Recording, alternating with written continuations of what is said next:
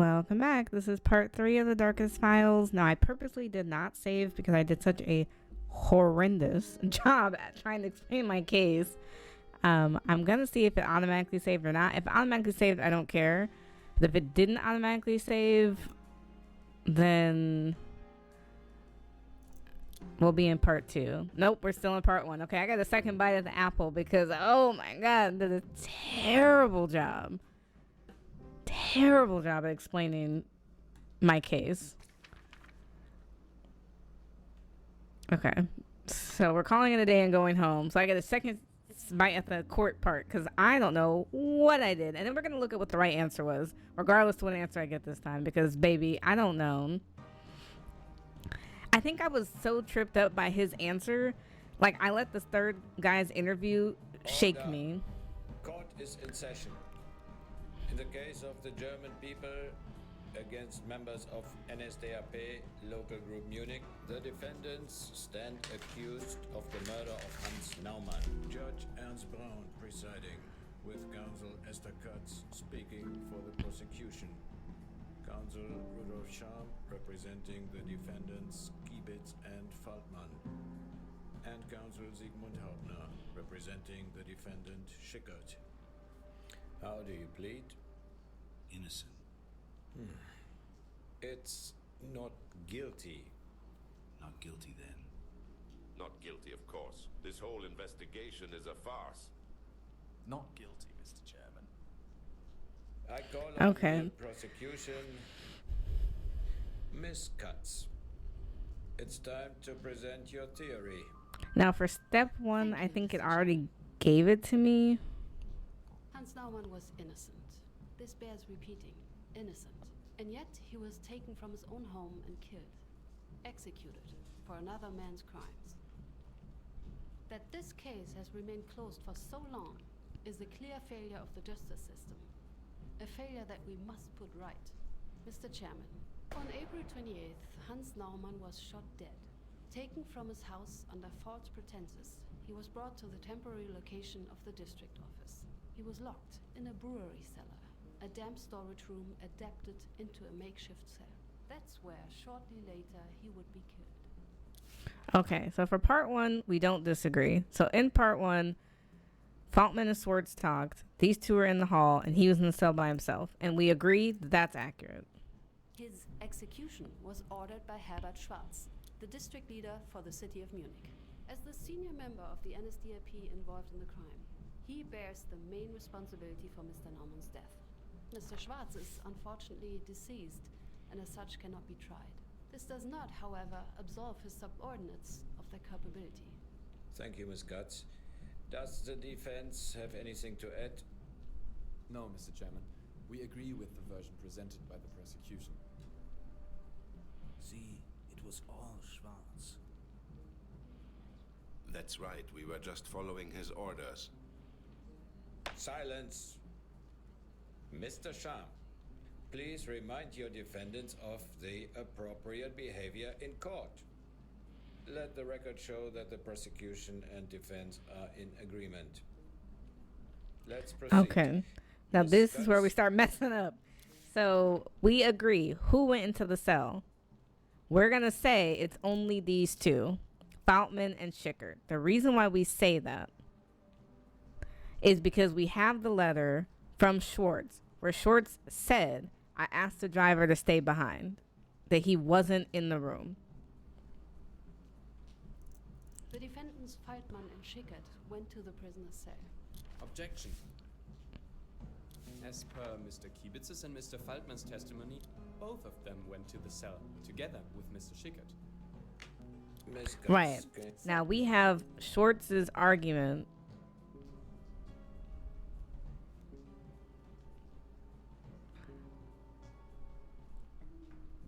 Now to me, like I said, we have the proof.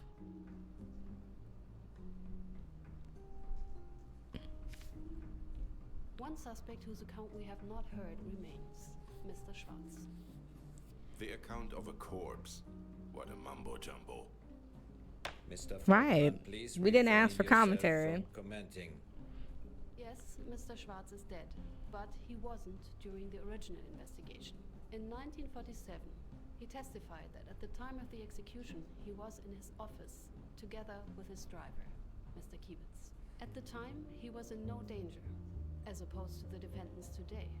There is no reason to believe he lied. Miss Guts, you've proven your point. Thank you. Objection Because we know he overruled. wasn't in there. Oh, thank continue, God. So Miss this is Guts. much better. All right. Cool story, bro. So for point 3, who resisted the order? Faultman resisted the order. Having seen the victim, Mr. Feitman began to question the order. As we learned from the testimonies, Mr. Norman's age and physical frailty were evident. How could this be the man? How could he be guilty? The defendants had arrested him for tearing down a flag from its flagpole and beating up an officer. A tall flagpole, a young officer. Mr. Feitman concluded the man to be innocent. He refused to shoot. Objection. This theory of the prosecution runs contrary to Mr. Schickert's testimony. He was the one to refuse the order. Miss Guts? Right. I want to interrupt, and we're going to try it again. Now, I could either prove it with just a document, or I could prove it with the conclusion. I'm going to try with just a document.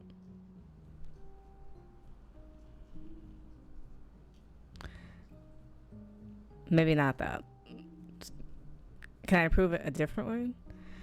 Okay. So, insubordination.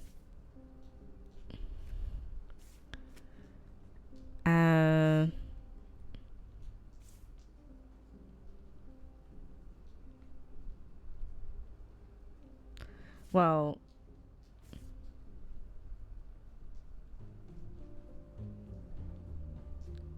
which one did I want? Oh, insubordination. We're going to add that. And then we have another one about threatening to send people to the Gestapo. Where is that one?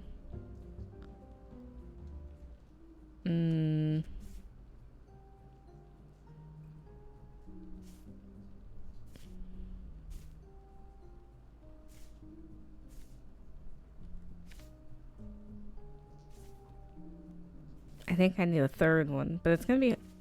I can use the transcript. I mean, even they said... Not this one. Said that he wanted to hold off. So... I don't see how this serves as evidence of your claims. Objection sustained. Let the record show that the prosecution's Okay. claims I couldn't prove were it, but refuted. fine. Miss Guts, if you would. Okay, so the fourth one, we're trying to support who threatened with the Gestapo if the order was refused. We're saying it's Schickert threatened with the Gestapo. With the doubts voiced, threats were soon to follow. Threats by Mr. Schickert. He wasn't going to allow for this sort of insubordination. An order was an order. If his co-defendants continued to object, he would report them. And not just to Mr. Schwarz, to the Gestapo. I trust the implications of such a report are clear. Objection. Mr. Hauptner? According to Mr. Schickert, he was the target of the threats, which were issued by Mr. Feitman. Miss Guts? We're gonna try, but they don't have no chill out here.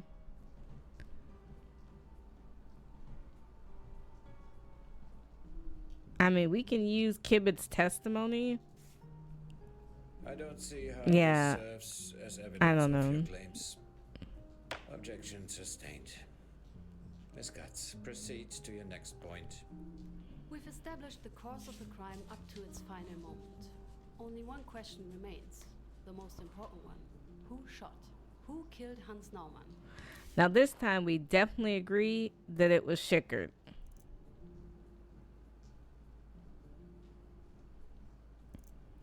Defendant Karl Schickert. He might have followed orders. He might or might not have resisted. He might have been coerced.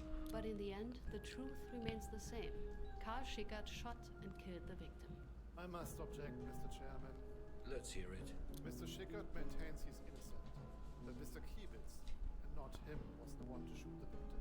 Two witnesses might agree, but that can hardly be considered enough to prove a man guilty. Especially considering the seriousness of the crime. Miss Okay, now this one I know we can prove because we proved it the first time.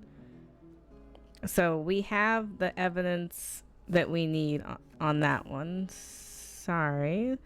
So we have his employee number.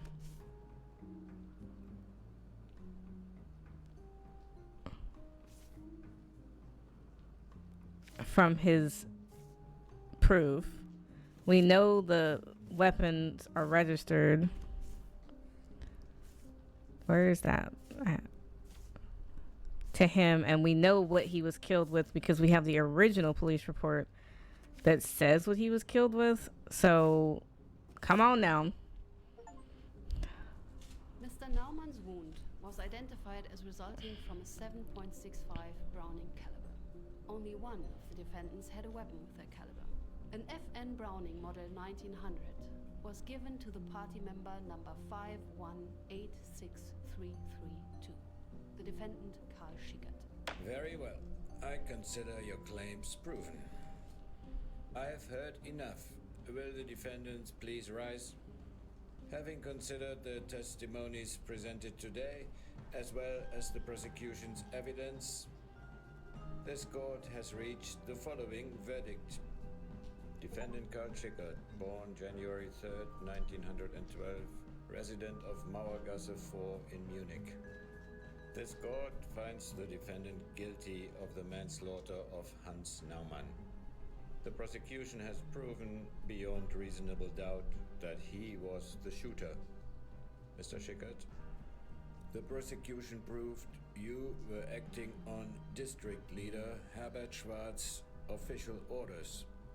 The court considered these mitigating circumstances in this verdict. You are hereby sentenced to 12 years in prison. Defendant Alfred Faltmann, born June 29th, 1889, resident of Löwenweg 11, Munich.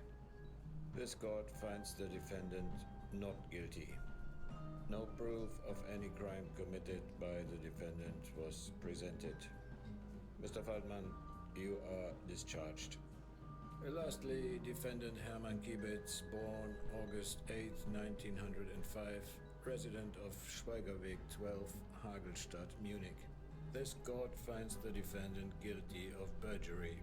He lied under oath to, it can be assumed, cover for his superior. Mr. Kiebitz, we sentence you to 1 year in prison. The sentence is suspended for 2 years. With that, the cost of this trial will be covered by the defendants. Court adjourned. Good. I'm glad he got in trouble. So we did better. So we didn't get a perfect verdict. We got almost perfect. So we got 60% solution. But I think I still messed up because I couldn't prove 2 parts of it. Okay. I'm not going to go back a third time, so we're going to read the real case. So group leader Alfred Faltmann gathered a total of 6 men to arrest insurgents at the campaign to liberate Bavaria. Failing to find the perpetrators, they arrested Hans Naumann, the father of one of the suspects, instead. Faltmann falsely reported to his supervisor, district leader Herbert Schwartz, the arrested man was in fact one of the perpetrators.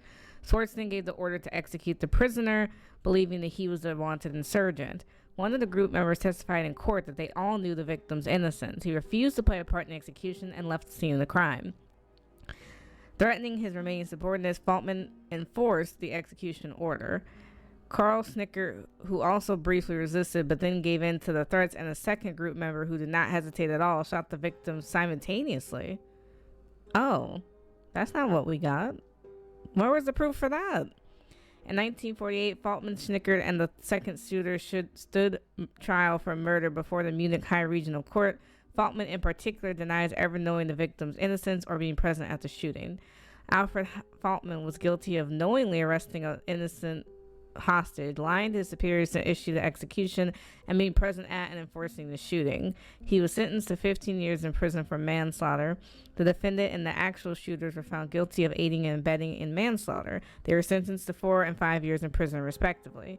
It's doubtful if they ever had to serve their time. It's 1949, and then subsequently in 1954, the Federal Republic of Germany enacted wide-reaching amnesty laws, freeing many members and associates of the Wehrmacht and the NSDAP itself. Among them were the perpetrators of the so-called final phase crimes such as this one. All names used in the game have been changed. Similarities to real persons bearing these names are purely coincidental, but this story remains true and is one of many. Wow, that's terrible. So they were all guilty. They all participated and they lied. We did better this time though. We got 3 out of 5 instead of 2 out of 5. So I definitely messed up there. The Naumann case. It could seem so small, forgettable. One might almost say insignificant. What is another execution? What is the death of yet another old man? With all that happened, does it even truly matter? They must have thought so themselves. Kibitz, Faltmann, Schickert. If they thought of it at all. Faltmann made no attempt to hide his satisfaction. He did it. Once again, he was free. He decided to write down his version of the story in the form of a letter.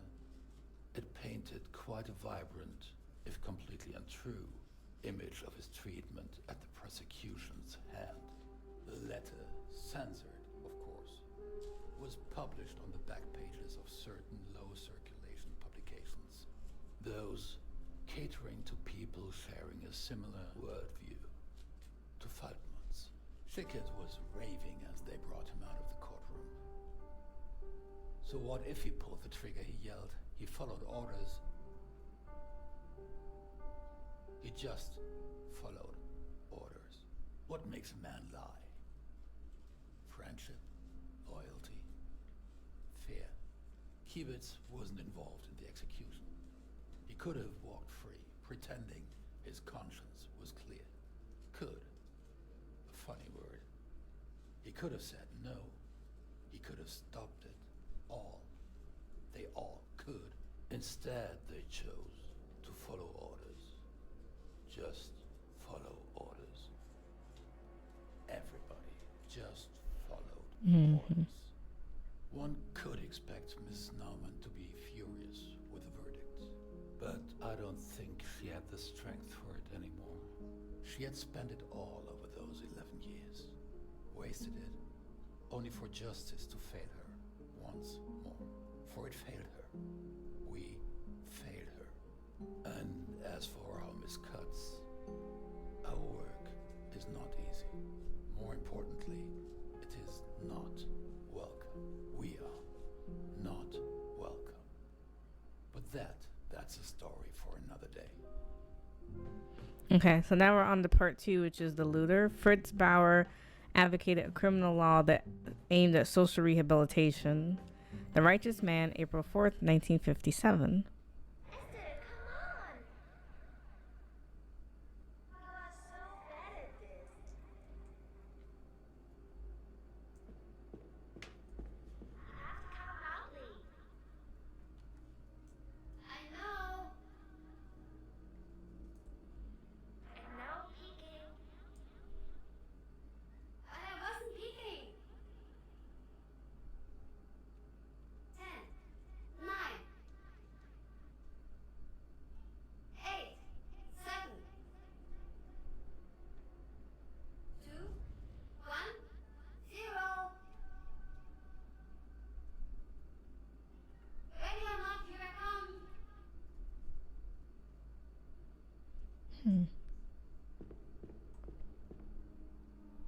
Where could you be? Maybe under the table? Cold. How about in the wardrobe? Even colder. No fair. It has to be warm somewhere. Are you behind here? You are so bad at this, Esther. Stop! It's not fun. Where are you? Lottie, where? Oh, right. Okay, so she's having a terrible night. So Lottie was her friend, and something happened. Good morning. There are some new letters for you. I left them on your desk. Okay, I'll go grab those. There are no appointments scheduled for today. Okay. This is a newspaper, so compulsory military service begins. First 10,000 recruits report for duty. Bond, 10,000 young men begin their service in the Federal Armed Forces as West Germany reinstates conscription 12 years after the war. Defense Minister Strauss emphasized the necessity of this step given the Soviet threat. The opposition strongly criticized the measure. Last year, 1,000 volunteers had already joined the force. Basic training for new recruits is scheduled to last 3 months. Budapest, a people's court today, sentenced 3 defendants to death in the show trial of 11 participants of the October uprising. The condemned were charged with counter-revolution and high treason.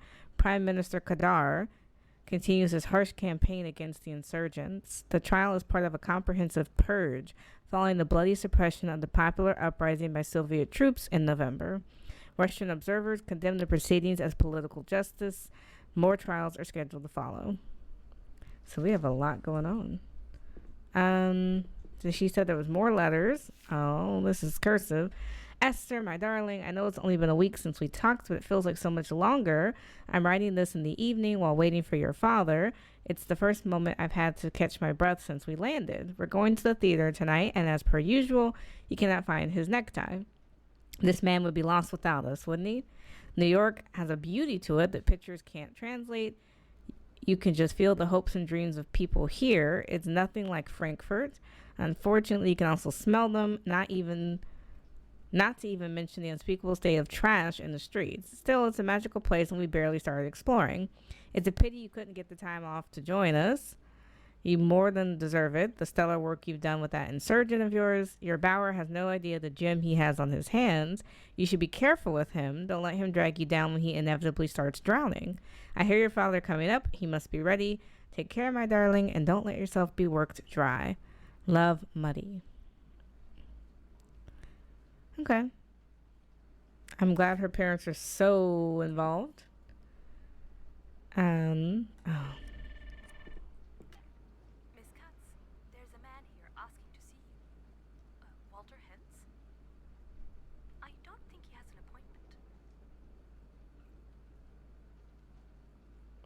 I wonder what's that about. I'll be with him shortly in the conference room. Yeah, 'cause we didn't have anything scheduled for today. Don't you look majestic up there? Keeping watch? What? Where? Oh, how did she get there?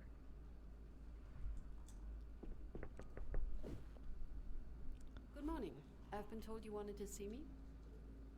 Mr. Hens, was it? Walter Hens, a pleasure. You're the one from the old man, right? Yes.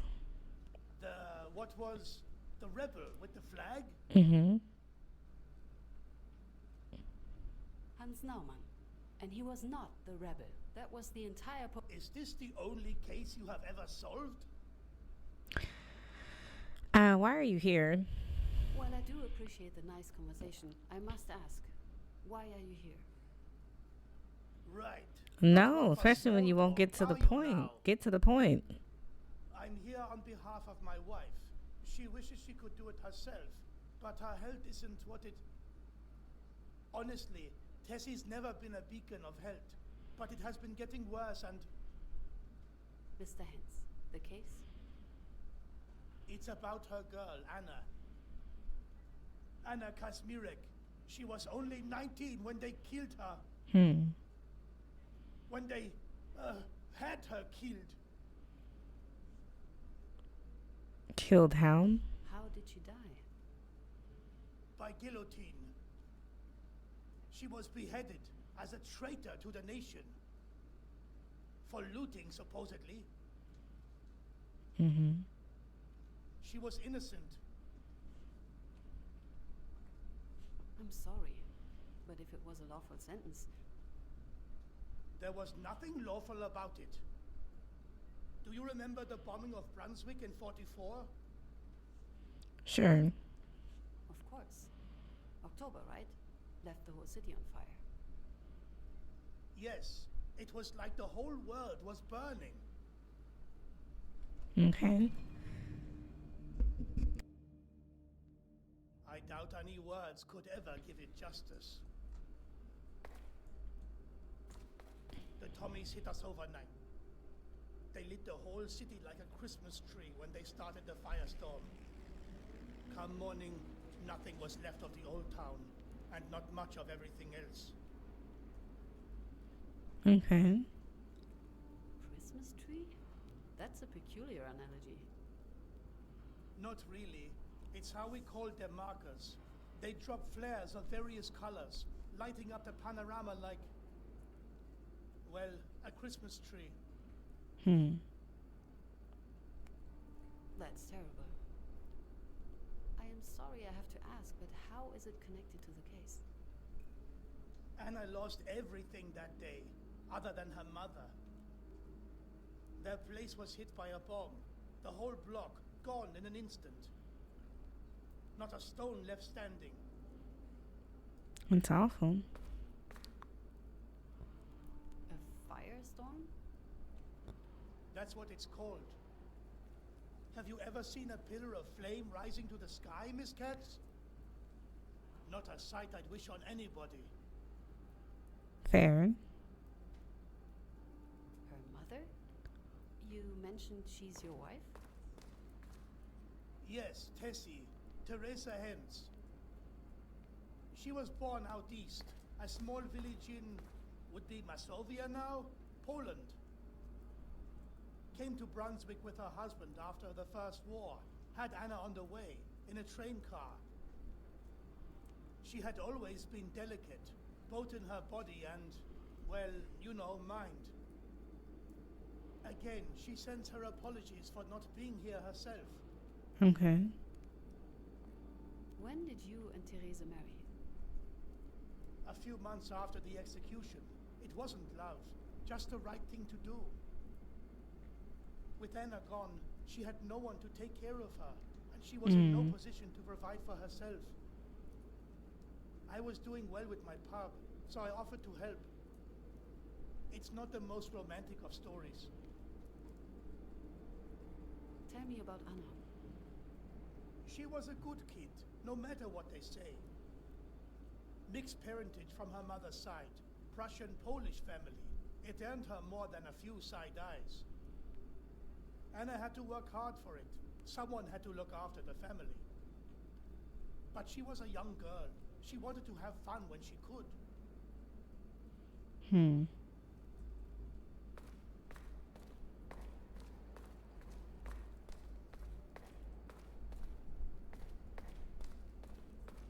The morning after the bombing, Anna went to the ruins. Spent the whole day digging through the rubble, searching for, well, anything.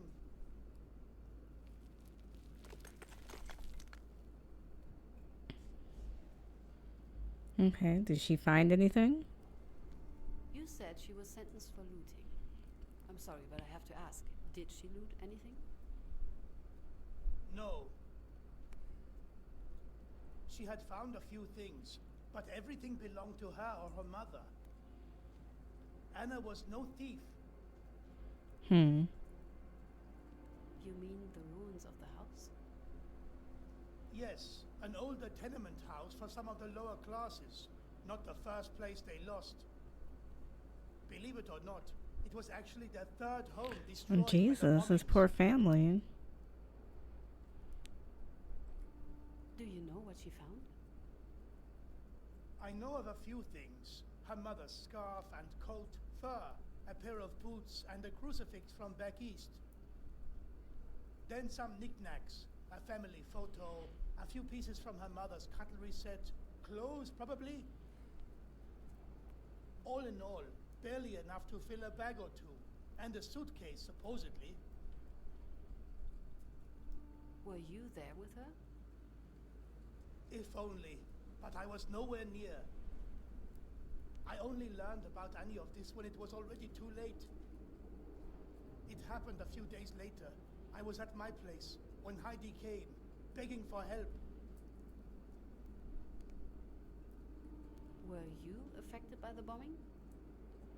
No, I had a small apartment above my pub. Luckily, it was out of the way, so the Tommies didn't target that area.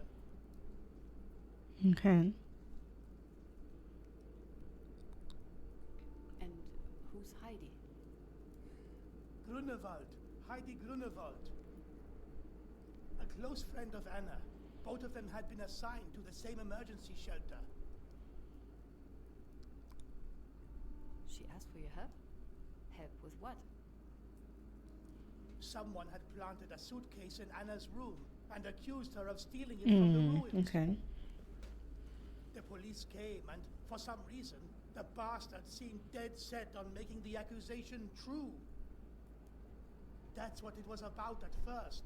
No treason, no looting, just a simple theft. And not even that was true. I still feel like we're missing something. So she's accused of looting, even though she didn't loot because it was her mom's stuff.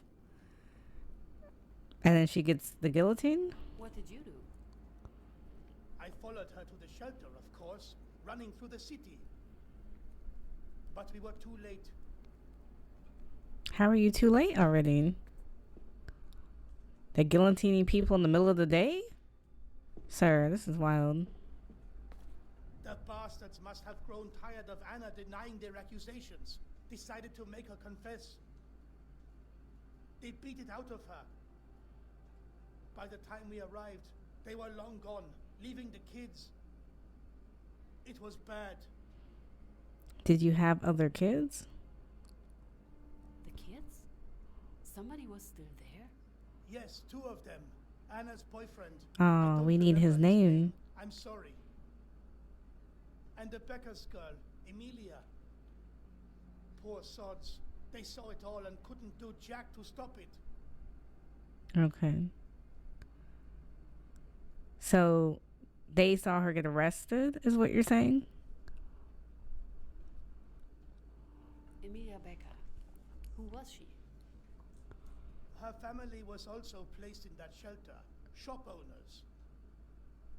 Local girls, stuck up. They knew each other with Anna Okay. and Heidi. I don't think they got on well. Could she have accused her? What can you tell me about Anna's boyfriend? They had dated for a while. Can't say how long. I've seen him around, but I can't say I remember much. Military sort, I think. Heidi would know more. Well, Have to ask her.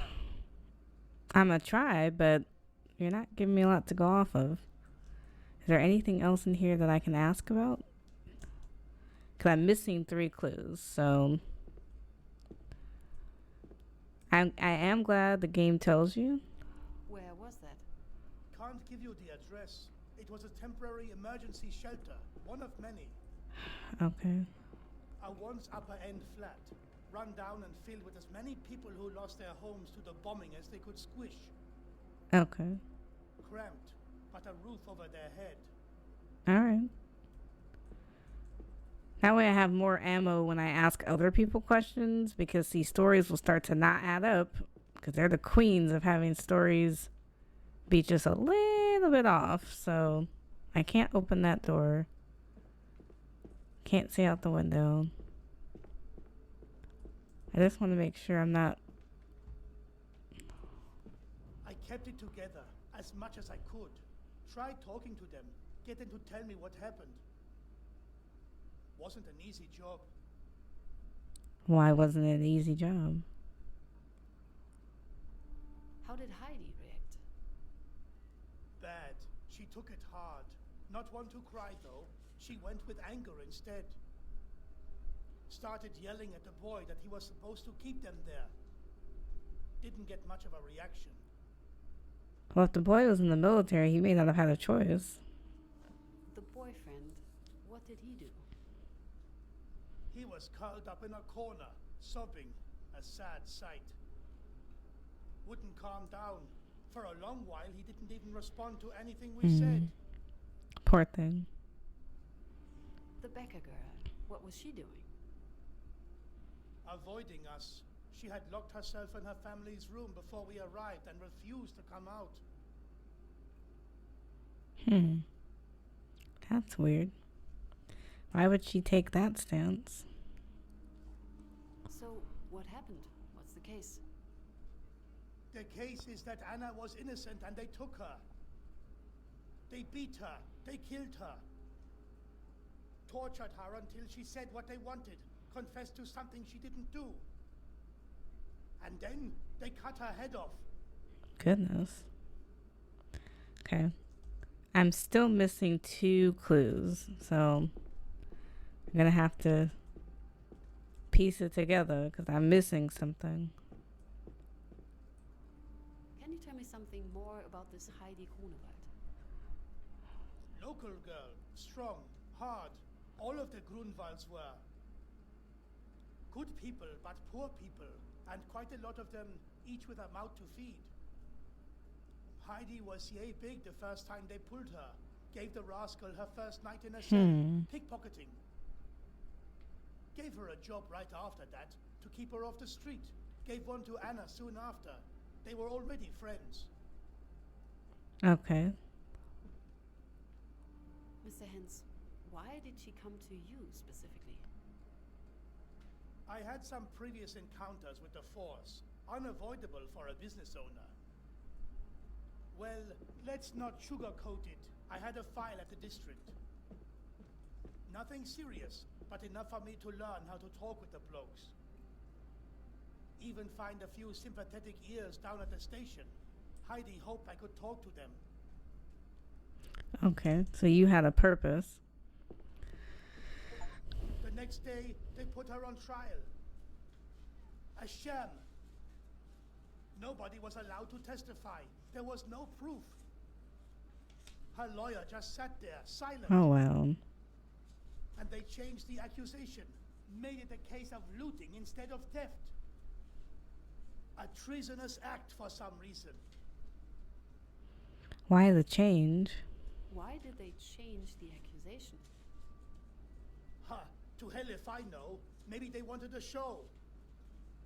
Or the policeman wanted a promotion and made it out to be a bigger crime. Or whoever made up the whole story of her crime decided it needed more flair. And that's why they gave her the death sentence? Yes, some law allowed them to do it because they made her a so-called folk pest, a traitor. I tried to learn more on what really happened there, why it happened. But as a civilian, they wouldn't give me much. All I have is here. This and my wife. Once she feels better, she wants to testify. Your wife's testimony? What could she tell us? Was she present at the arrest? No, but they used her against Anna. A few days after the trial, they came demanding she denounce her own daughter. Threatened her with complicity, promised lenience if she cooperated. They fed her word for word the lies, the calumnies to write and sign about her own daughter, about that damn suitcase. She can tell you the truth.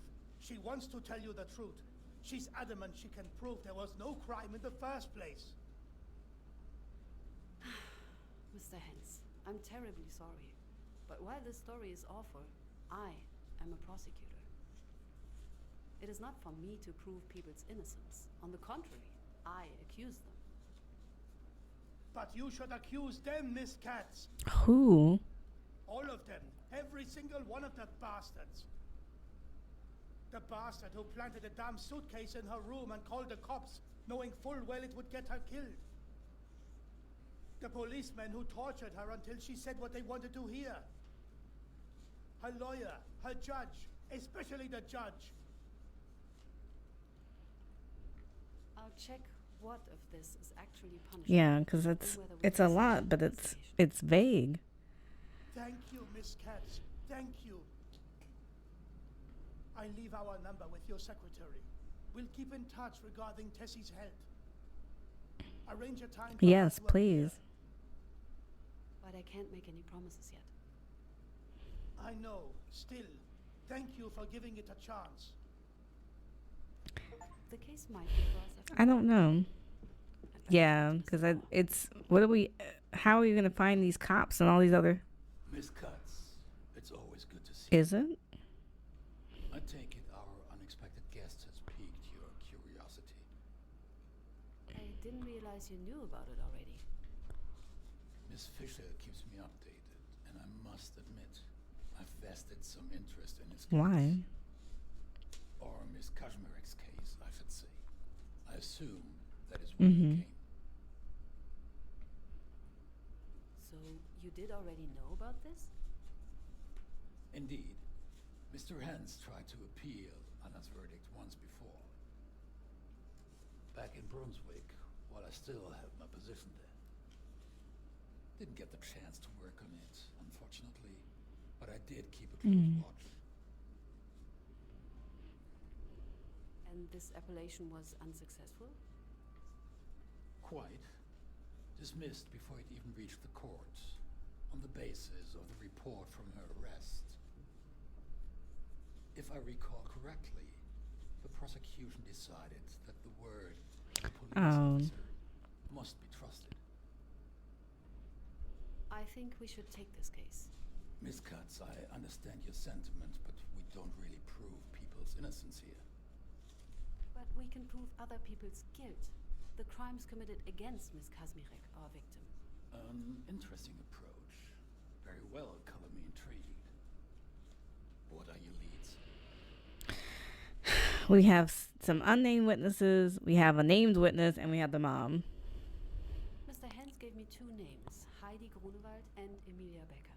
Both of them had previous history with Miss Kazmarek and were present at her arrest. Their testimonies would make for a good starting point. But there is more. Of course. We have the boyfriend. There are a few witnesses to Anna Kazmarek's arrest I still need to identify. The policemen themselves, of course, and the victim's boyfriend. Sadly, Mr. Hens couldn't remember his name. It should easily come up in the investigation. Same case for the officers. But there is more, I hope. Well, her mom. There's the victim's mother, Teresa Kazmarek. She's now married to Mr. Hens. She wants to testify, but it's made difficult by her health. They'll be in touch as soon as she's able to come. She wants to set the record straight about a false opinion or testimony she was forced to give. And more importantly, she believes... I just don't know how she can prove them. Oh, that would make the case quite a bit easier. Almost realistic. Then there's the documents, of course, from the arrest and the trial. The denunciation itself, if we're lucky. Wouldn't that be something? Very well. I don't think I have any questions. I agree it's a good case for us. For you. He said, yeah, I'm not taking that on. Okay. The case of Anna Kazmarek versus, well, who? To start, there are three things I believe would serve you well to explore. First, the inciting incident. Why did the police come? How did they know about Anna and... True. Who told on her? Then the most obvious, the beating. Did Anna confess of her own will, or was she coerced? And last, but quite interesting, if the police were there to arrest her for theft, why was she tried for looting and treason instead? Understood. Thank you, Mr. Bauer. The pleasure's all mine, as per usual. Now I believe you've got your work cut out for you. Thank you. I should start Yeah. with the files. If the case was investigated before, there should be something in But there. before I get to that, can I talk to you? And the law that Mr. Hens mentioned. I should ask Paula to find the exact reference. I like to. How did it It go? went. We have a new case. I'll need you to start digging up files immediately. Right. Goes without saying. We know of 5 witnesses who were present at the time of the crime, but we only have 2 names. And we have the victim's mother willing to testify, once her health allows it, whenever that would be. Yes, Mr. Hens told me about it. Left their number. I'll get in touch and try to arrange that. Can't say I'm happy with I the know. call, She's a but legal assistant. Okay. I want the folk pest law. I need you to find me the decree about the folk pest law. It would seem it was used in Anna's case to justify her verdict. Reich Law Gazette 168. This one I know by memory. I'll have a copy. for you Perfect. by Thank you. One of the witnesses that Mr. Hens recognized was the victim's boyfriend. Unfortunately, he wasn't able to give us his name. I know there isn't much to go on, but can you start looking for him? I'll do my best. Appreciate it. The policeman who took Anna. I need to know how many there were, their names, and where they are now. Anything you can find. I'll do my best. Heidi Grunewald, a friend and co-worker of Anna. She's the reason why Mr. Hens knew of the situation. She should be able to tell us what happened. And she might know the name of another witness, the victim's boyfriend. Should I invite her? Yeah, go ahead. Yes. On it. Miss Katz. Thank you, Paula. Okay. Let me go dig. Oh, be careful when you go downstairs. Why? Someone just broke Oh. again. Are we going to get someone out to fix it? That's scary. I never thought our office would be the crime scene.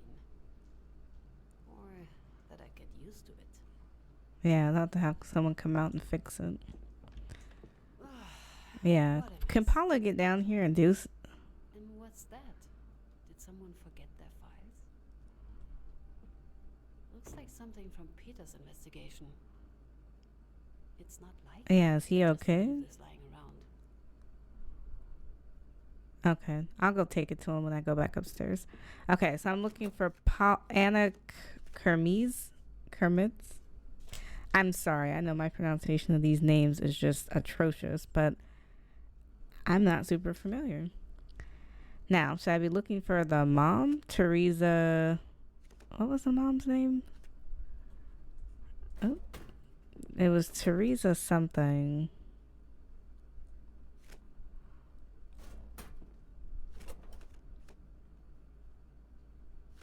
Maybe the mom doesn't have a file. Okay, so let's see if we can find it. So it's 5AK. So, oh, it's right there. Okay, so these are all the documents that we've got. There's nothing left for me to do. Well, I wait should a go. minute. We didn't even get to look at it. So it says, in the name of the people, and this is October 21st of 1944, and the criminal proceedings against Anna Kermitz for the act of looting involuntary evacuated buildings. The special court in Brunswick recognizes as right the defendant Anna Kermitz is guilty of all charges, and as a folk's pest and traitor to the German people, is therefore sentenced to death by guillotine. The verdict is based on the defendant's own confession given freely following her recognition by the victim. This has not been challenged in any capacity. Let it be noted that there is no proof or witness for the defendant were presented, with the defense placing the sentence at our discretion. Considering the damning lack of speakers for the defendant's character, her criminal predisposition as an Unterminsk of Slavic descent, and the reprehensive nature in which she exploited the gravest need of her fellow citizens, the punishment must be death, according to one of the decree against public enemies. Even the youth of the accused cannot change this. Now, what's interesting is they say that she gave her confession following the recognition by the victim. So they're saying that she stole from someone. So who accused her of stealing? And then this is the note. I, Anna Kermitz, of sound mind and body and in full awareness of my legal rights, hereby confess to the crime of looting on the morning of October 16th, 1944. Following the bombing of Brunswick by the despicable British Air Force, I have snuck out and entered the burned out house in which I have lived. I entered the home of my neighbor Amelia Becker because I knew where she kept her valuables. Motivated by base instinct, my bad temper, and envy, I found Amelia Becker's suitcase and stole it. Oh, so Amelia accused her. Now, I know they had beef, but I'm surprised that she would accuse her. I'm going to go give Peter his files before I leave. Not that he's happy to see me, but I'm giving it to you anyways. Girl, don't start. Oh. Hello, Katz. Hit us. Sorry, I thought you were Paula. She's been on my ass all day. Are these files yours? What? Yes. Jesus. How? They were in the archive. Where did you get them? They were in the archive on the desk. On the desk. Shit. They must have slipped out when I was packing up. Well, read No. them. No, I didn't. There was this game the guards at the camp had. They take a prisoner's hat, throw it, and order them to go fetch. And as they ran to pick it up, the guards would shoot them and claim it was an escape attempt. And if they refused to fetch them, they were also shot for disobeying orders. The file you found is a testimony about this. It's an account of one of such murders. The victim's name was Elisha Kalka, Jewish male, born in 1894 in Krakow. He arrived at Auschwitz in late 40 and was killed in early 41. The witness even gives a date, but I'm not sure about it. That's horrible. Yes, well, horrible, of course, but hardly rare. Anyway, thank you for finding it. I can't believe I didn't even notice it was gone. I want your opinion. I wanted to Yeah. hear your opinion about my new case. Or rather, an old case. It's from Brunswick. Let me stop you right there, Katz. I have no intention of doing your job for you, and I'm busy. Ugh, but if you say Brunswick, that's Bauer's old territory. You'll probably find something in the archives. I did. I looked in the archives. He's so snippy. All right, I'm gone for the day. Bye, Paula.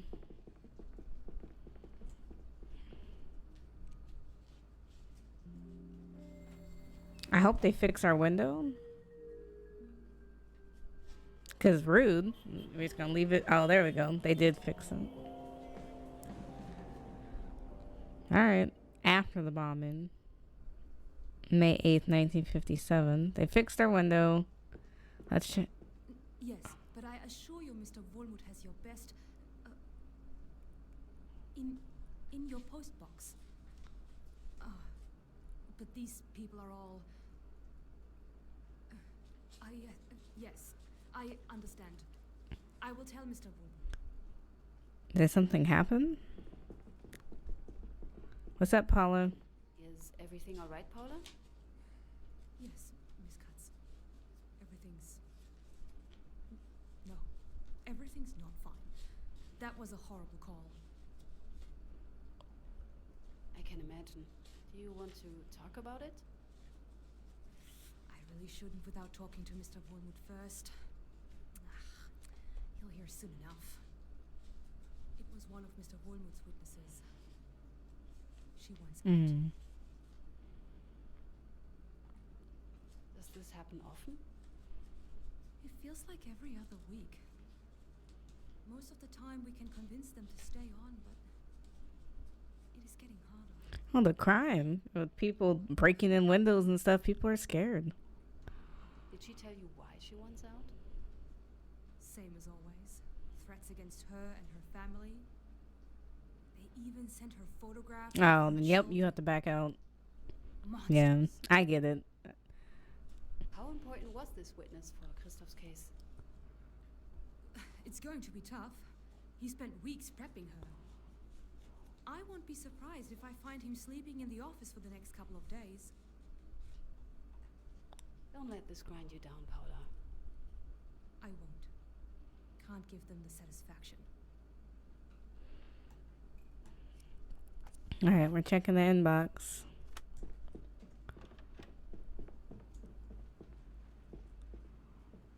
Okay, first witness is going to arrive soon. We found out the names of the officers who arrested Anna Kermits, Otto Wagner, and Klaus Nowak. I might know someone who can tell us more about them, so she reached out.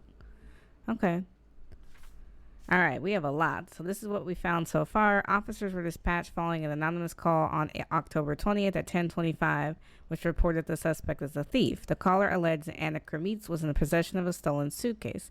At the temporary lodgings the suspect was staying at the time, the officers identified 4 people: Wolfgang Kirkman, Heidi Grunwald, Amelia Becker, and the suspect herself, Anna Kremitz. Despite the fact revealed in the interviews, the charges against Anna have been elevated to those of treason against the nation. A suitcase was recovered from the suspect's room. See form. Anna Kremitz had been admitted to a temporary holding cell to await trial. Following the delivery of the suspect, a junior watchmaster required the administration of first aid. Why would they need first aid? So this is her mugshot. You can see she's been beat up. She's got one eye that's kind of swollen. Following Mr. Roth's in-depth investigation into the background of Anna, the following has been established in regards to the nature and character of the condemned. The person of Anna is a weak-willed, impulsive, frivolous girl whom even the present time of need does not seem to have brought about a stronger sense of responsibility. She is described as lazy, precocious, and self-centered since childhood. She's often been missing from work. She's been associated with criminals and individuals of low character. These descriptions are even supported by her own mother, Teresa, who described her as naughty and irresponsible. Okay. I don't know what this is. Let's see the transcript. So the Ministerial Council for Defense of the Reich decrees with the forces of law. So plunder and evacuated areas. Who plunders and evacuated areas or in involuntary evacuated buildings or rooms is guilty of treason to the nation and will be punished by death. Who commits a crime against the body, life, or property of a person affected by ongoing air raids will be punished with penitentiary up to life imprisonment in especially grievous cases with death. Who commits arson or other crimes endangering the community and thereby damages the ability of the German people to engage in national defense will be punishable by death. Anyone who commits a crime under these special circumstances induced by the condition of war will be punished, overstepping the normal legal penalties with penitentiary up to 15 years, with life imprisonment, or with the death penalty, in accordance with the requirements of sound popular judgment or the need to especially repudiate the criminal act. So they had other choices. They could have just arrested her. So I definitely want to add a bookmark to that, because this was the crime at the time. So I guess we're saying that she plundered a evacuated area, and that's why she's getting, the cold shoulder here. So the 2 police officers, we've got their information. Definitely want to highlight that in case we need it. So we're going to add these to the case files. Okay, so this is today's newspaper. It says East German armed group marches through Berlin. Berlin SED combat units and armored vehicles moved through East Berlin, claiming to liquidate counter-revolutionary elements. The armed workers' militia, mobilized from state-owned enterprises, conducted operations under People's Police Command.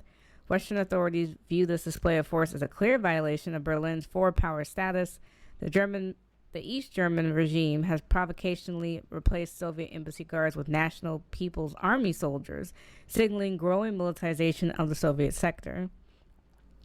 NATO headquarters initiated its largest staff exercise, Black Lion, simulating a Soviet nuclear attack on West Germany. The scenario envisions devastating strikes on Frankfurt, Hamburg, and Cologne, followed by massive Soviet tank advances. NATO's forces respond with atomic weapons, resulting in over 100 nuclear detonations across Central Europe. General Norstad emphasized that Europe's defenses now rely heavily on nuclear deterrence. Okay, so based on what we know, which we don't know a lot, this phone, or not the phone. Miss Katz, Heidi Grunewald is waiting for you in the conference room. I have the distinct feeling that she Great. doesn't like us very much. Us? Us? As in... Lawyers, the state. Okay. Sounds like trouble. We're going to be pulling teeth with this one. Let me read this really fast. Okay, so we have the certificate that she was arrested as a criminal. We have the report. Now that's the. An evidence. Now they respond to an evidence form, but I don't know that we have that form anywhere. And then this is saying that she was lazy and weak-willed, and it's like, where is that coming from? They never talked to us about that.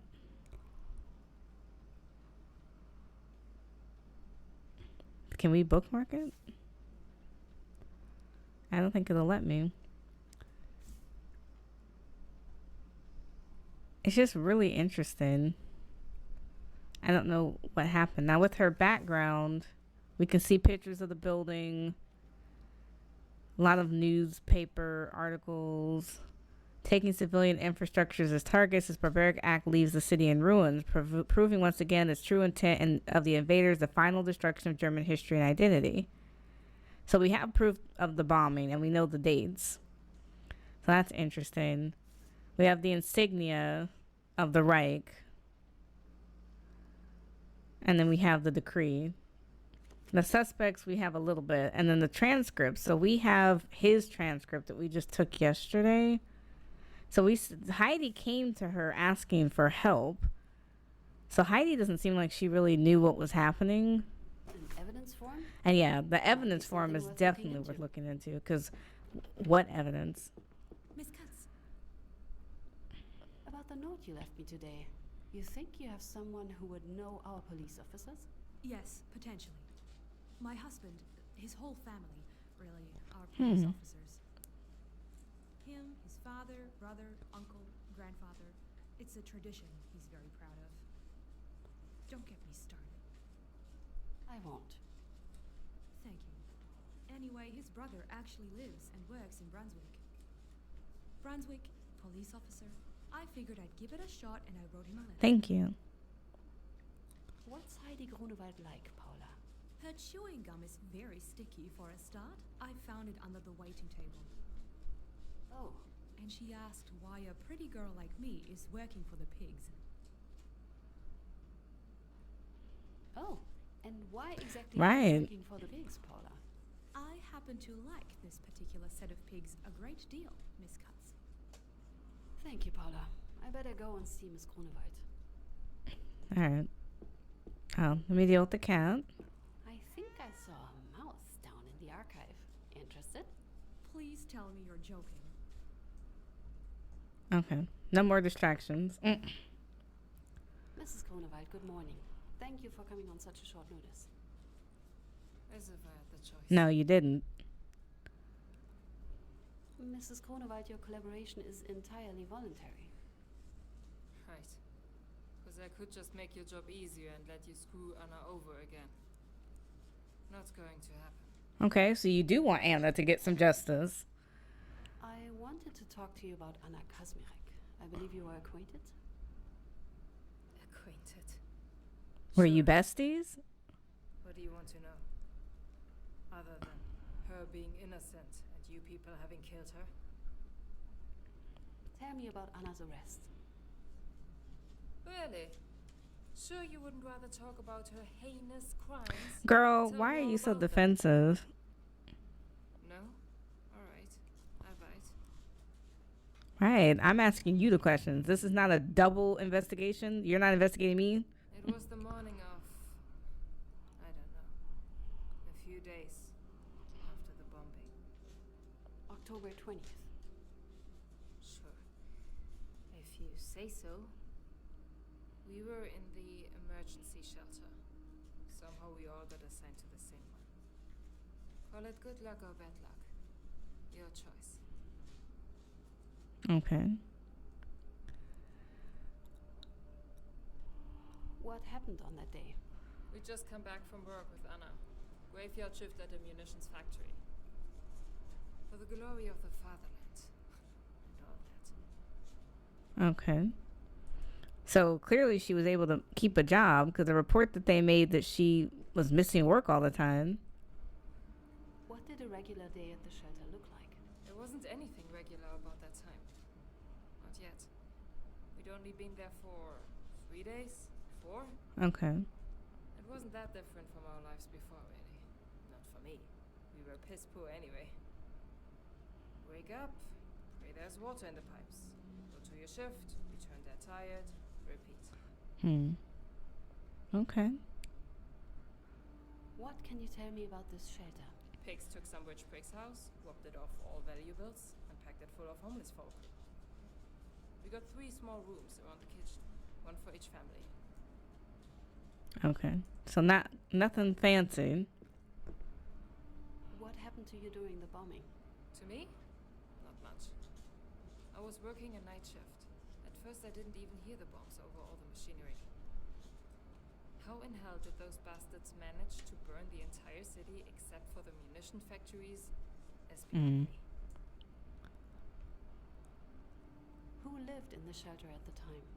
Me and mine, the Grunewalds, a total of 7 people at the time. The Kazmireks, Anna and her mother, and unfortunately, the Beckers. 5 of them, and 5 too many. Okay. So we've got 14 people living here altogether? How were the tasks divided among the people in the shelter? We were on rotation. Every day different tasks for each of the rooms. Food, cleaning, making sure there's enough water and firewood. Of course, we'd always get the most work, as my family was the biggest. I mean, that kind of seems equitable. There's more of you. Tell me about the Beckers. Butchers. Literally. They owned a family business for generations. A big point of pride for them. Up till a bomb fell right on it. Right, because what can you do with that? Tell me about the Kazmireks. Good people. Both of them. Teresa's practically family now. We took her in after you people killed Anna. Without her daughter, she was all alone. But who cares? Right? Okay, girl. You all got your dangerous criminal. Give me a little bit less sass. Tell me about your family. Interested in the little workers. That's a new one. We weren't affected by the bombing as bad as many others. Didn't have much to lose to start with. There were a few of us, luckily. So we were able to scrap by. Okay. I think I got everything that was out here. So we're going in. I want to look around. Tight quarters. Did you salvage anything from your old home? Everybody did. The morning after the bombing, we went there with my brothers. Took a few bags. Couldn't fit even half of them. There wasn't much to find. Okay.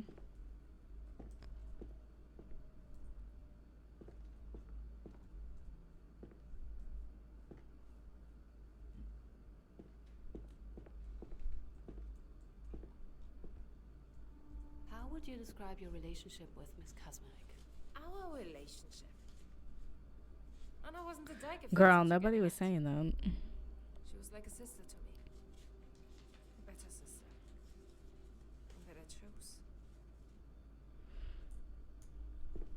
We were in my family's room, trying to get at least some shut-eye, when I heard someone yapping at the phone. It was Amelia. Amelia Becker.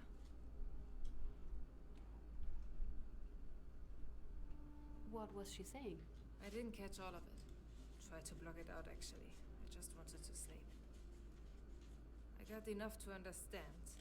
The cunt was talking to the police, ratting on some terrible robbery. How could I have known it was about Anna? Fair. You couldn't have. But I guess that's the part that's confusing. So she uses your guys' house phone to call about Anna? Next thing I know, I'm woken up by someone's banging against the door. Who was it? Greeners! 2 of the bastards. Diligently responding to a bullcrap call. And what a pair they made. A tall twig of an idiot and a 4-eyed geezer with the dumbest mustache. You could smell the alcohol on that one from across the room. So he's drinking on the job. You know, that's a bad sign. Could you please describe them for me? Creepy. That was my first and main impression. He was somewhat round. Not yet fat, but close to it. He had the most ridiculous facial hair, glasses, and he had this smile. This friendly smile. Constantly. Ugh. It was unnerving. Could you please describe them for me? He was way too tall, despite the constant hunch. It felt like he was trying to take up as little space as he could. Had the most punchable face I've seen in my life.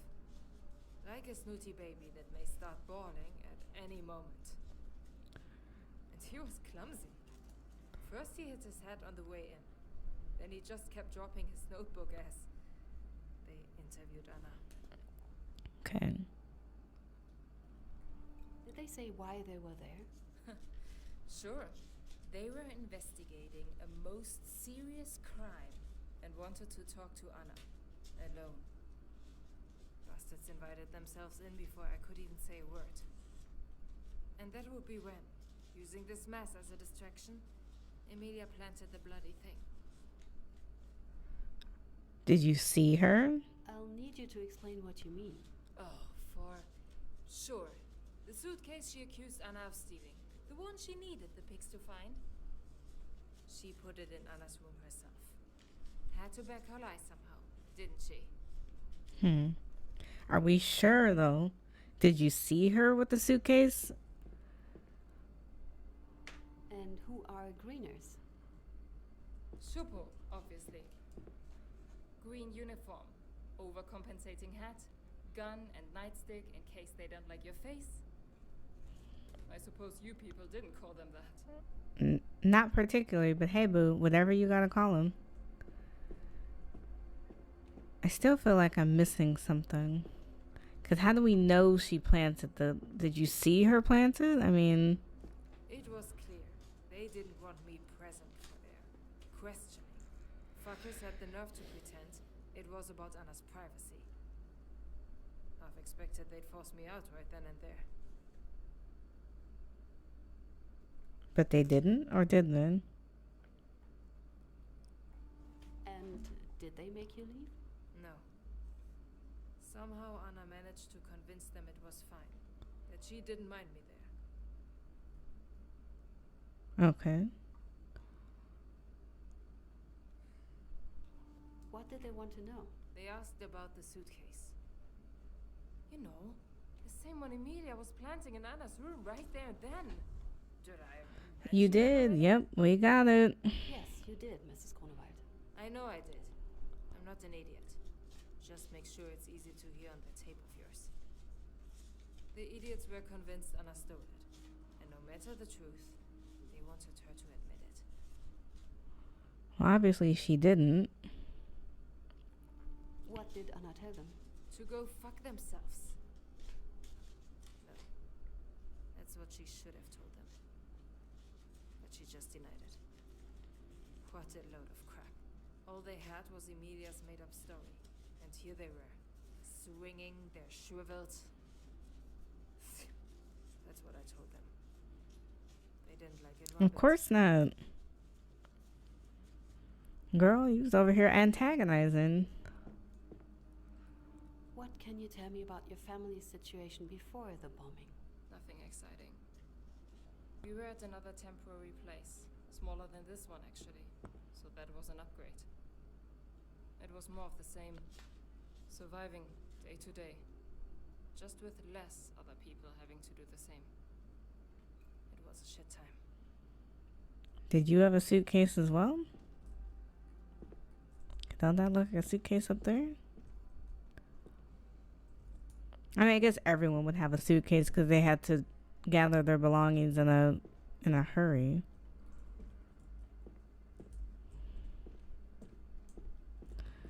So they had these super small apartments that didn't have a lot in them. They're cramped in with 14 people sharing a 3-bedroom, basically. Next thing I know, Glasses pushes me out into the kitchen. Tells me to show him Anna's room. That's where she'd hide the haul Okay. Did you enter Anna's room with the officer? No. I just told him where it was. He wouldn't let me go in. Didn't want me tampering. So I waited outside in the kitchen with Wolf and that rat, Amelia. When did Wolf get there? Do you remember what Wolf was doing? Waiting, patiently. Naive idiot. He came for money, and it showed. Had no idea what any of this meant. Okay. Did she say anything? Didn't you say Emilia was in Anna's room? Not anymore. She left her proof and came back before anyone could notice. She just stood there with that smirk of hers. She was behind it all. We all knew she hated Anna.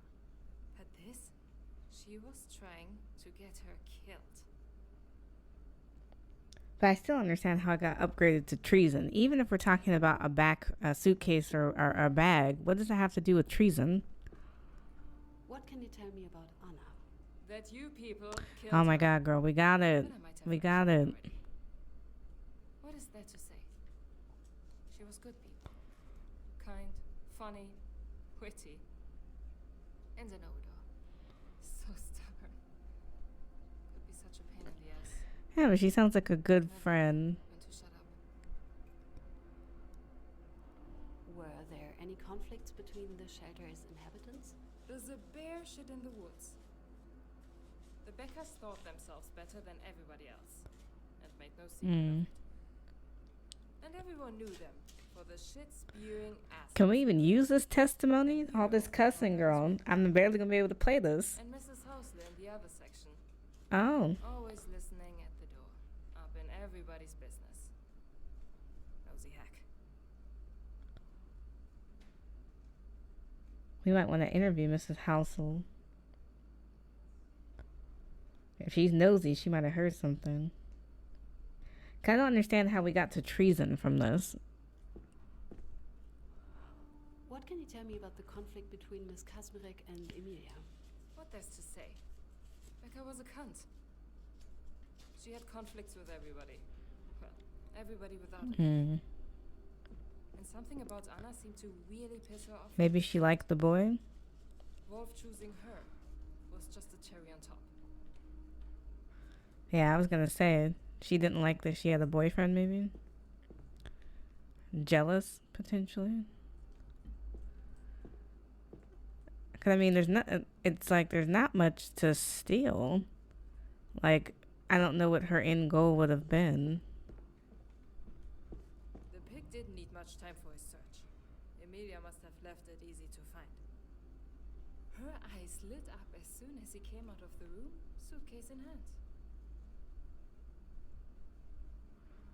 Okay, so they find. I mean, it's not like it was a big apartment. Each room was like 12 by 12 at best. What did she do? She told the pig the suitcase was hers. That the day after the bombing, she saw Anna take it from the ruins of her house.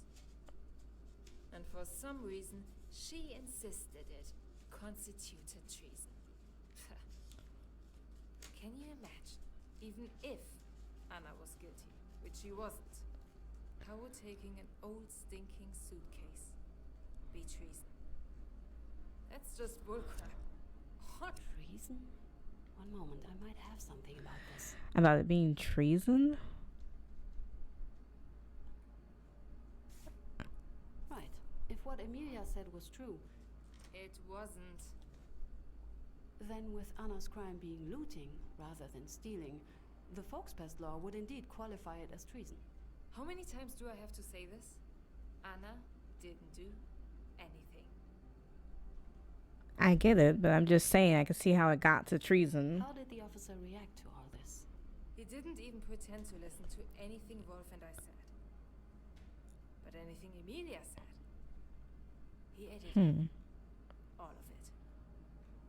Every single. I wonder why. Maybe because the Beckers were shop owners and maybe they had a connection to the police. 'Cause I'm still not quite understanding that. What was in the suitcase? Can you describe it? Beats me. I don't think I've ever seen it before. No idea where Emilia got it. It looked old, used. Normal size, normal. It was a suitcase. It just looked like a suitcase. I guess I feel like I don't get it. Now I'm supposed to have 27 clues, but I definitely don't. Or I have 27 out of 40. I can't imagine what else I'm supposed to have. Because she's been talking for a hot second now. And I don't think I've learned everything. I just want to do one more sweep in case I miss something. What did the Kazmarex have with them? There wasn't much. Let me think. Some salvaged clothes, fabrics, a few photos, documents, oh right, the cross. A big old thing. Iron. It was on Tessie's, back from the east. And the weird Madonna painting. She used to give me the creeps. You said the Kazmarex were from somewhere east? Aunt Tessie was born in East Prussia. Some small village in the middle of nowhere. That's Poland now. Majuria or something. She's quite happy about it. Not that she'll admit it. Always had a soft spot for anything Polish. So they're Polish and Prussian?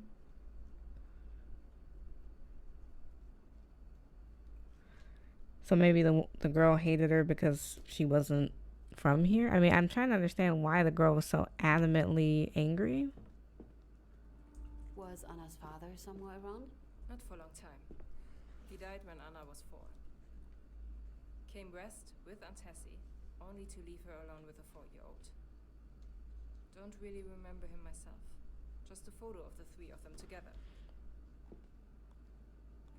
Mrs. Kronewald, I'm sorry, but I must ask. Is it possible Anna did take that suitcase? Are you fucking... What? Just because she wasn't born to some gold-shitting lawyers, she's supposed to be a No. thief? She wasn't. She didn't. There's no possibility. No chance. Not premeditated, not by accident. Okay, I just want to confirm. How did Miss Kazmarek come to know Mr. Hens? She used to work for him. We both did before the factory draft. It was all legal, just pub work. Walter's a good man. Took us under his wing. We knew we could rely on him. Okay. So they were telling the truth that he was close. What can you tell me about Wolf and Miss Kazmarek's relationship? It's been going on for a few years already. They seem serious about it. As serious as you can be when you're 19. To be honest, I was never fully sold on Wolf being the right guy. But he did make Anna happy, so... Okay, so I mean, they were serious. Everything's on the up and up. They're dating. She was working. I mean, everything sounds too good to be true or something. Because it's like, what are you talking about? Tell me about Teresa Kazmarek. Aunt Tessie. Poor woman. Poor Anna. Alone with her on her head. Don't get me wrong, I love the woman. But she can be an enormous pain in the ass. Not her fault. Mostly. She just needs so much help and constant attention. She's been sick non-stop ever since I can remember, actually. So her mom has a lot of health issues? They didn't really touch on that. I just wonder if I'm missing something else. But I feel like we've talked about everything. But I still don't have all the clues done. At that point, I knew we needed help. I knew a man. I thought he might be able to help. And Wolf... This man you went to get Right, help from. we know who you're talking about. It's Walter. Would it happen to be Walter Hens? How do you...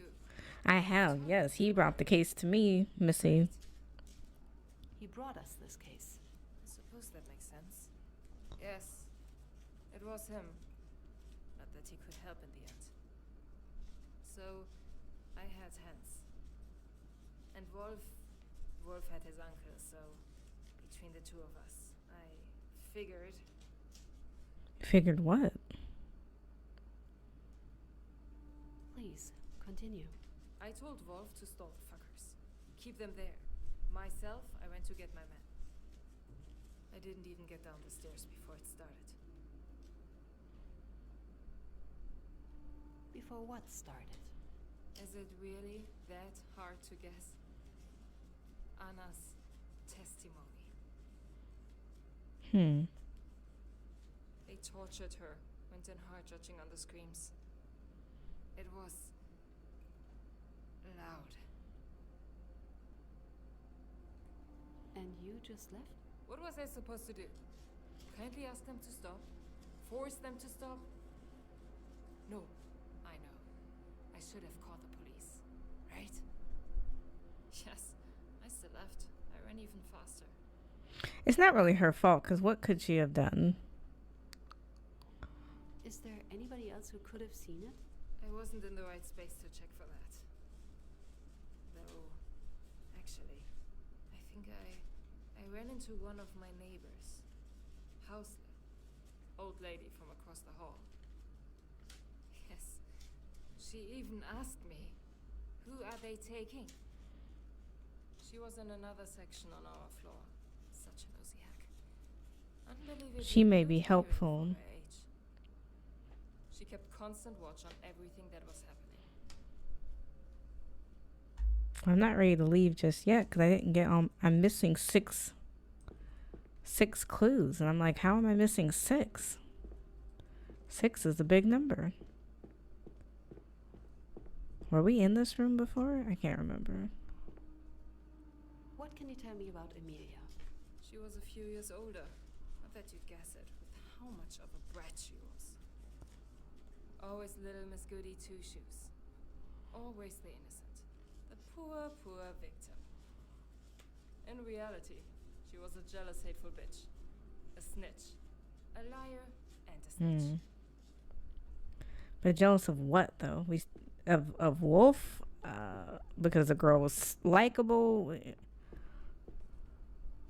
How did Wolf and Emilia get along? Too well. They actually used to be friends. If you'd believe that. Not that he'll admit it now. It was before he and Anna Becker never quite forgave him that choice. The jealous cunt. So maybe Amelia had asked him out and he said no or something. And that's why she's upset. Because I'm trying to think. That's a big deal to accuse someone of stealing if she wasn't actually stealing. I'm still 2 short, 4 short, and I can't think of anything else to look at. Wolf's uncle? Why was that relevant? It's not something he'd appreciate me talking about. Then again, he was happy to benefit from it. His uncle was in the Gestapo. Didn't have too shabby of a position. After all, he did pull his nephew from the front. I don't remember his name, but there couldn't have been that many Kirchmanns of the chain, right? Okay, so that might be important. So he was supposed to go to the front lines, but his uncle interfered and got him taken off of that. Okay. I mean, I don't blame him. I still feel like I must have missed something, because I'm still quite a few short. I just can't imagine what I'm missing. I'm still 3 short? What is that? Did you see it? I didn't see it. No. But I certainly heard So it. Heidi didn't see. And I saw the aftermath. They left the room trashed. It doesn't take a degree to understand what happened. Okay. Did Miss Kazmirek have any previous encounters with the police? Any criminal history? No, You sound awful sure. I am. Anna didn't do nothing. Okay. Okay, so she was a good girl through and through. You're saying both of the officers beat her? Yes. Wow, see, she doesn't know. I don't know. Can't imagine a greener refusing the chance to rail on an unarmed girl. Yeah, but you don't know for sure, and that's the issue. But we got all the pieces. I did find Walter. Not that it mattered. By the time we came back, Anna was already gone. There. That's what happened. What really happened. Not that you care. Baby, I do. But I do care, Mrs. Grunewald. Sure. I guess we'll see about that, right? I won't hold my breath. Is there anything else? All right, you'd like help to me mention? out. Anything else you saw? No. By the time I got back, it was all over. They took her, and Emilia hid away in her room, scared of facing us after what she'd done. Thank you for your time, Mrs. Grunewald. I hope I don't regret it. No, you've been most helpful. I have a lot of things I want to ask, but I need Paula to help. We have a name for the victim's boyfriend, Wolf Kirchmann. Wolfgang, yes. He was very easy to find once I got the name. He's still in the military, as it turns out. A Hauptmann. Seems to be involved with the rearmament effort. Oh, and I have some good news. What's the good news? Mrs. Kasmirek, no, Mrs. Hens, agreed to attend Perfect. for her testimony. Tentative for now, but I hear she's been feeling better. I put her on the calendar. We should have enough time to interview one more witness. Okay. Good, thank you. Did you manage to contact him?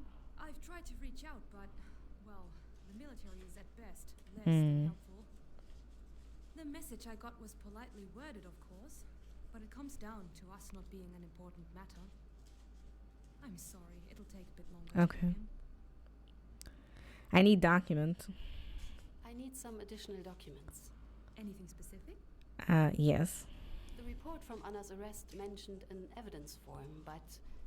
It wasn't included. Exactly. I'll start looking. There is a chance one of the neighbors could know something about what happened. I was given one surname, Hausler. Could you look if we can contact her? There's not much to go on, but I can try. The shelter probably has some sort of list. I need you to find out if there was any man named Kirchmann with a high position in the SS. He might have been contacted by one of our witnesses about Anna's situation. A relative of our Mr. Kirchmann? I'll make sure to check it. Another thing. I need you to invite the next witness. Who should I reach out to? I'm so torn. So we have a ton of people. I just think it's going to be challenging because Amelia Becker is probably going to lie since she's the one that told. We could try to reach out. Well, I actually don't know who I want to request yet, so hold off on that. I still Yeah. need to think about it. Thank you, Paula. Yeah, give me a second because I want to go look at what we gathered. So we got a lot of information, but I want to go sit down and look at it before I pick my next person. Now, looking at the suspects that we have, I thought we had a picture. Do we not have a picture? No, we don't have a picture. So we know who the two are. There's a senior and a junior, but I can't be sure what they look like. But we did get her statement, which is good.